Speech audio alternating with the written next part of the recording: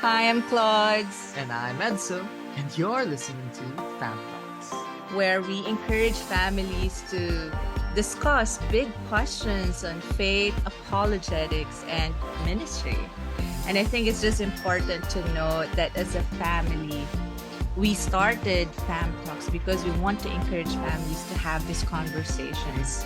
Not because we're experts on it, but it's because we enjoy this kind of conversations and possibly encourage families to start this kind of conversations that whatever we talk about here in Fam Talks can be a springboard for those conversations at home, Mhm. right? So for the past weeks, my son we're able to talk about this God exists. So in those 3 episodes, we were able to unpack really good conversations about God Mhm. existence, not just looking at the biblical perspective, but different points that would point to God's Yeah. existence. So, in today's episode, we just want to wrap up our conversations on those 3 points. So, can you just briefly recap, my son, what we discussed in the first episode? Yeah, okay. So for the first episode, we discussed about the fine-tuning of the universe, wherein we briefly mentioned about the gravitational constant, how even if it were just 1/60th, or sorry, 10 to the 60th power, even if it was just that much different, then the universe would either be expanding too fast or it would be expanding too slowly, such that it would collapse in on itself.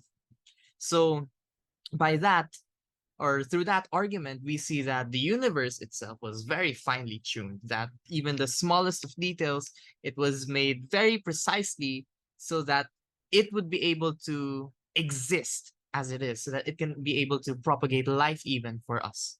So through that fine tuning, it's logical to say that that fine tuning must have come from somewhere or someone. And since that fine tuning cannot come from the universe itself, it would be logical to conclude that that fine tuning, that all these nitty gritty details must have come from God who created the universe.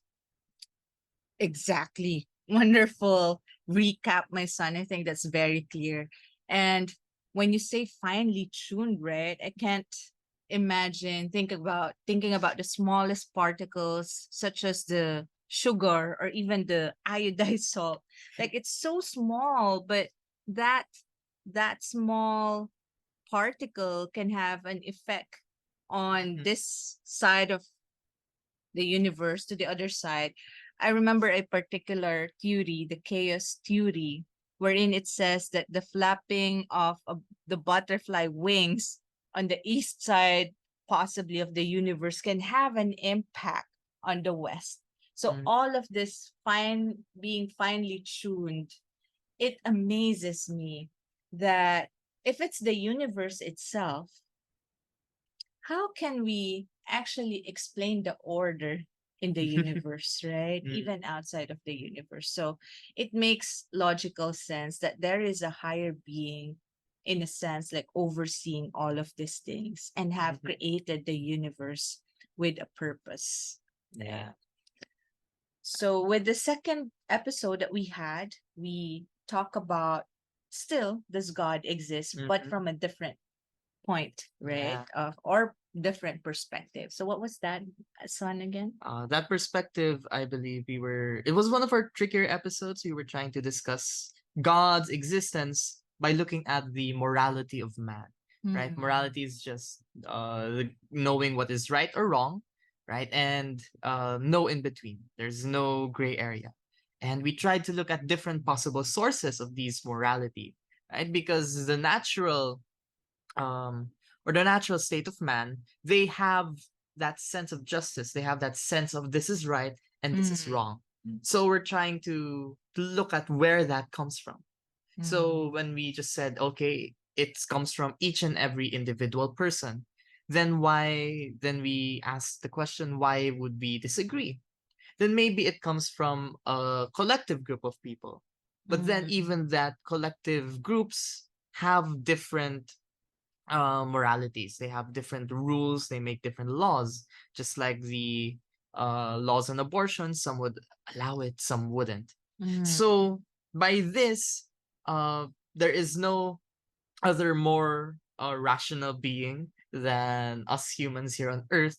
So that means that there would be no, or there would supposedly be no other source of morality other than us.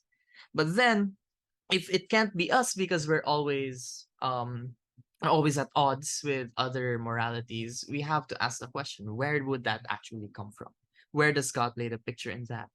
And we believe that it would be logical to conclude that since every person has that sense of morality in them, that it is natural for them to have that sense of morality must have come from somewhere, and that somewhere would be God, who Mm. is greater than us and who would be the one who defines what is right and wrong.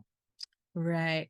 So with that, son, you were able to clearly unpack what we previously discussed, that it cannot come morality in a sense cannot come from an individual, Mm-hmm. because there would be different morality standards in that Yeah. sense. And then you were also able to unpack the possibility, what if it's from a collective group of people? But then again, that wouldn't really explain why is it that man innately would know that there's something wrong. There's that conscience in each one of us where we might feel that this is not something good, Mm-hmm. right? So where did that come from? And it makes logical sense that the moral standard was not instituted by man, because otherwise it would not withstand times, right? Mm, yeah. So if you're going to look at it from the beginning of time, even during the time of, eh, in the book of Genesis, one of the first recorded murder is Cain and Mm-hmm. Abel, Yeah. the murder of Cain. And God really hated that. Mm, yeah. So at that time, there was no specific 10 commandments or the laws or the 10 commandments, Mm, but Cain knew he did something wrong. When yeah. God asked, "Where is your brother Abel?" Mm-mm. And Cain was like, "Am I my brother's keeper?" Right? He knows he did something wrong. There's something wrong that he did. But what amazes me in that story is that there is a part already that man knew that something was wrong. So if you want to check that story, that can be found in Genesis 4, if my memory is correct. That's Genesis 4, with the story of Cain and Abel. Yeah. Right. So it's interesting that man knew something was wrong. So definitely in terms of morality, there is a higher standard than Mm-hmm. man. It cannot come from man, because otherwise it will differ based on culture, norms, or what they believe will be right. Yeah. Okay. And how about the third episode, my son? What did we talk about again? So I think I'm having memory. So, like, what is it, my son? yeah. So in our episode last week, the uh asking the question of does God exist in the context now of the beginning of the universe, Hmm. right? And to look at the beginning of the universe, we actually took a look at its end, right? And we saw that the universe is actually slowly coming to an end, right? That there is going to be, it's like a battery that's running out of energy, there will come a point that everything will reach a state of chaos because right now it's in order, right? But the Mhm. natural state of the universe is to become more disorderly, right? So that's what we had discussed. That's what we had walked through. That since the universe is clearly existing right now, it's clearly going towards an end, then it should also be clear that it also had a beginning, Hmm. right? And that beginning is actually the focal point of the argument because what caused that beginning in the first place, Hmm. right?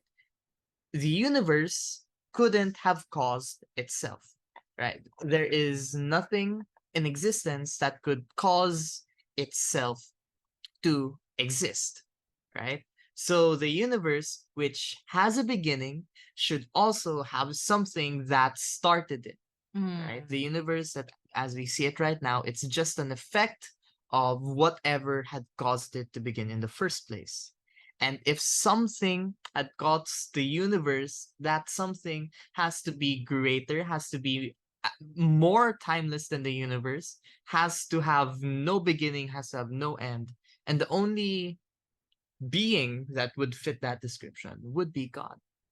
Right. So everything that begins to exist, right, has a cause. And I like what you mentioned about um if there was a beginning, it means that there will be an end at some point. And using the analogy of a battery, that if the earth had a beginning in terms of the energy, and at some point it will run out of energy. So who caused that? Mm-hmm. Where did that come from? And again, it points again logically to a powerful God who caused the universe, Yeah. right? And that's what we see right now. That's what we experience right now with the Mm-hmm. current universe that we have. And it amazes me that even if you don't look directly at the Bible, that the evidence of who God is actually everywhere, Mm-hmm. Yeah. right? So I think those are really good conversations. If you want to check our previous podcasts, you can just check episode 1, 2, and 3, where we further unpack those points that my son was able to recap for this podcast. And we just want to encourage families right now that all of these things would it would be healthy to actually discuss it at home. Mm-hmm. Do not let the world educate your children about these things. As parents, I think it has to start from us to be intentional to talk to our kids about this. Mm-hmm. And I think, my son, you can probably share how did it actually impact you that we were talking about these things even when you were young, right? And how it helps you think about certain things, how to think, but not exactly what to think. Yeah, I think the main reason why I enjoy this particularly is because because mom in particular, you don't really tell me that this is the only answer, right? This is the Mm. only thing that we need to talk about. You actually encourage me to share my thoughts, share my stand on it, and sometimes I wouldn't fully agree with what you Mm. say.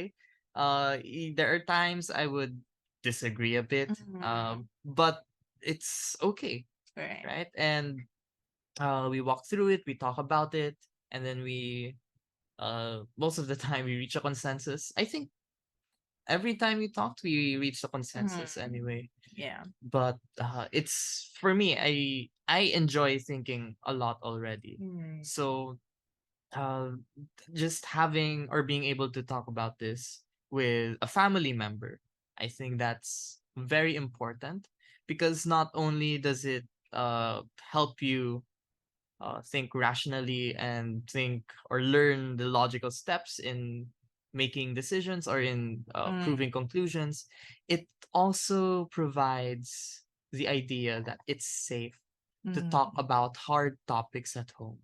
Right. Because if you just avoid these hard topics, then uh, children or yeah, your kids might not be able to come to you when there is something hard, right? Right. Because they might feel as though you're not ready to talk to them about it. Mm. Because since it's something that's always avoided, then subconsciously they're going to feel that it's not a safe space for them.